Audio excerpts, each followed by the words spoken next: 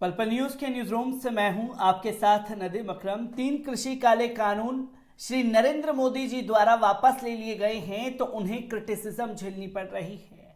एक तरफ तो किसानों ने खुल्लम खुल्ला ऐलान कर दिया कि जब तक लिखित में सारी चीजें संसद के अंदर जो बवाल आपने शुरू किया था वो संसद के अंदर नहीं सुलझेगा तो सड़क से हटने वाले हम लोग नहीं हैं। तो वहीं मोदी हुकूमत को अपने ही लोगों का क्रिटिसिज्म भी झेलना पड़ रहा है। जो मोदी सरकार की नाकामियां थी उसे एक एक कर तमाम भारतीय जनता पार्टी के आला कमान नेता सामने रखते हुए दिखाई दे रहे हैं। जहां इससे पहले सुब्रमण्यम स्वामी ने खुल करके मोदी सरकार की आलोचना की तो वहीं इस फहरिस्त में अब उमा भारती का नाम भी शामिल हो गया है। भारतीय जनता पार्टी के दिग्गज नेता ने कृषि कानून को लेकर के अपनी ही सरकार पर सवाल उठा दिए हैं और श्री नरेंद्र मोदी जी का बड़ा फेलियर इसे बताया है। क्या कुछ उमा भारती ने कहा है इसे भी आप लोगों के सामने रखूंगा, पर उससे पहले एक अपील, अगर ये वीडियो आप YouTube पर देख रहे हैं तो YouTube पर हमारे चैनल को सब्सक्राइब करना ना भूलिए, बेल आइकॉन दबाइए ताकि नए वीडियो की अपडेट आप लोगों के साथ साझा की जा सके। और अगर ये वीडियो फेसबुक, इंस्टा, ट्विटर पर देख रहे हैं तो इंस्टा, ट्विटर पर हमें फॉलो कीजिए और फेसबुक के पेज को लाइक करना ना भूलिएगा। अब आपको बता दें कि उमा भारती ने क्या कुछ कहा है कृषि कानून बिल वापस लेने को लेकर। मध्य प्रदेश की पूर्व मुख्यमंत्री और भारतीय जनता पार्टी की दिग्गज नेता उमा भारती ने सोमवार को कहा कि प्रधानमंत्री नरेंद्र मोदी ने विवादास्पद 3 कृषि कानूनों की वापसी की घोषणा करते समय जो कहा वे उनके जैसे लोगों को बहुत व्यथित कर गया। उन्होंने कहा कि अगर 3 कृषि कानूनों की महत्वता को प्रधानमंत्री मोदी किसानों को नहीं समझा पाए तो उसमें हम सब भाजपा के कार्यकर्ताओं का निकम्मापन है। उन्होंने ये भी कहा कि आज तक किसी भी सरकारी प्रयास से भारत के किसान संतुष्ट कभी नहीं हुए। उमा भारती ने एक के बाद एक ट्वीट कर लिखा, मैं पिछले 4 दिनों से वाराणसी में गंगा किनारे हूं। 19 नवंबर 2021 को हमारे प्रधानमंत्री नरेंद्र मोदी जी ने जब 3 कृषि कानूनों की वापसी की घोषणा की तो मैं अवाक रह गई, इसलिए 3 दिन बाद प्रतिक्रिया दे रही हूं। उन्होंने कहा, मोदी जी कानूनों के वापसी करते समय जो कहा वे मेरे जैसे लोगों को कथित व्यथित कर गया।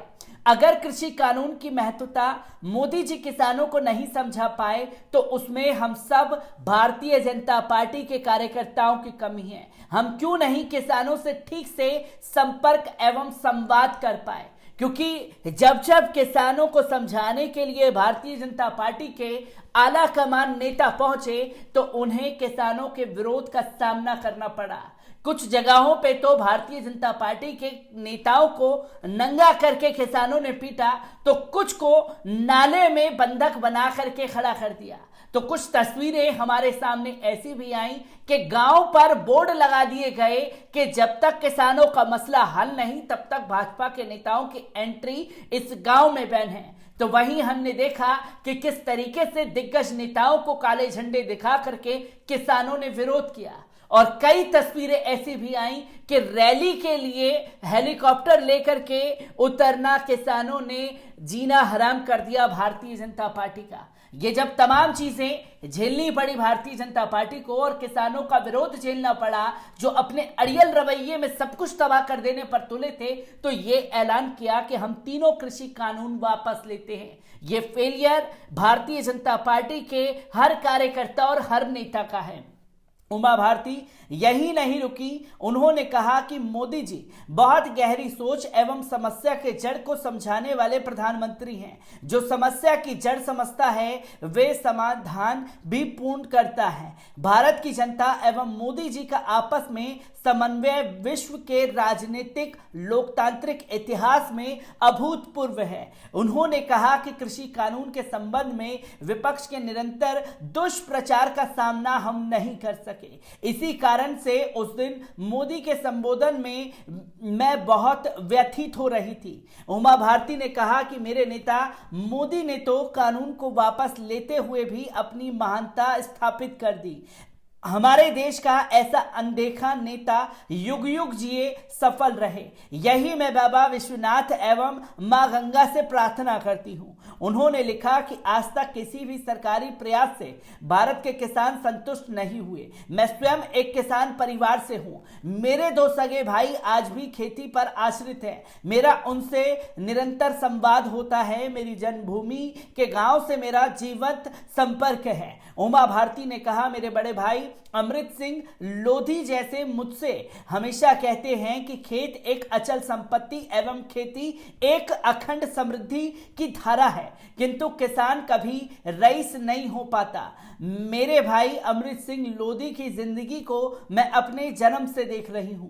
मुझे जो समझ में आया वे ये है कि खाद, बीज और बिजली समय पर मिले तथा अनाज को अपनी मर्जी से मुताबिक बेचने का अधिकार ये खुशहाली का सूत्र हो सकता है। उल्लेखनीय है कि प्रधानमंत्री मोदी ने शुक्रवार की सुबह राष्ट्र को संबोधित करते हुए कृषक उपज, व्यापार और वाणिज्य कानून, कृषि कीमत आश्वासन और कृषि सेवा करार कानून और आवश्यकता वस्तु संशोधन कानून 2020 की निरस्त करने की घोषणा कर दी। साथ ही उन्होंने एमएसपी के प्रभावी और पारदर्शी बनाने के लिए एक समिति गठित किए जाने का भी ऐलान कर दिया। गौरतलब है कि इस कृषि कानून के खिलाफ पिछले लगभग 1 साल से राजधानी दिल्ली की विभिन्न सीमाओं पर खासकर पंजाब, हरियाणा, पश्चिम उत्तर प्रदेश के किसान आंदोलन कर रहे हैं। तीनों कानूनों को निरस्त करने की घोषणा का स्वागत करते हुए किसान संगठनों ने भी एमएसपी के लिए कानून बनाने,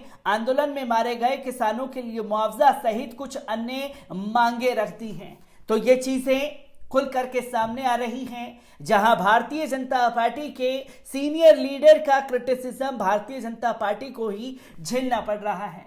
तो मोदी सरकार के इस कानून को लेकर के बवाल तो मचा हुआ है, जहां एक तरफ ऐलान तो हो गया, ऐलान के बाद अब जोर मीडिया, भारतीय जनता पार्टी के कार्यकर्ताओं, अंधभक्तों द्वारा यह जोर दिया जा रहा है कि 3 कृषि कानून वापस लेने की बात थी, अब वो ले लिए, अब आप घर चले जाइए, घर पर जाकर के खेती बाड़ी कीजिए।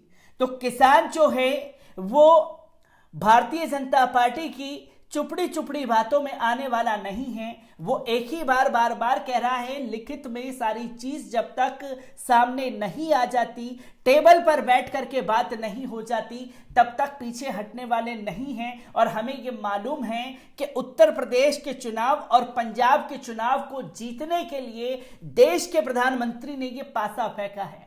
और चुनाव और गद्दी कितनी अहम है देश के प्रधानमंत्री के लिए, ये उस भाषण से प्रतीत होता है। जो भाषण उन्होंने कुछ दिन पहले दिया, वो शायद पहले दे देते या अपनी गलती को स्वीकार कर लेते तो 700 जो मेरे किसान थे उनकी जान नहीं जाती। मैं ऐसी ही खबरों से आपको रूबरू कराता रहूंगा। दीजिए इजाजत, शुक्रिया।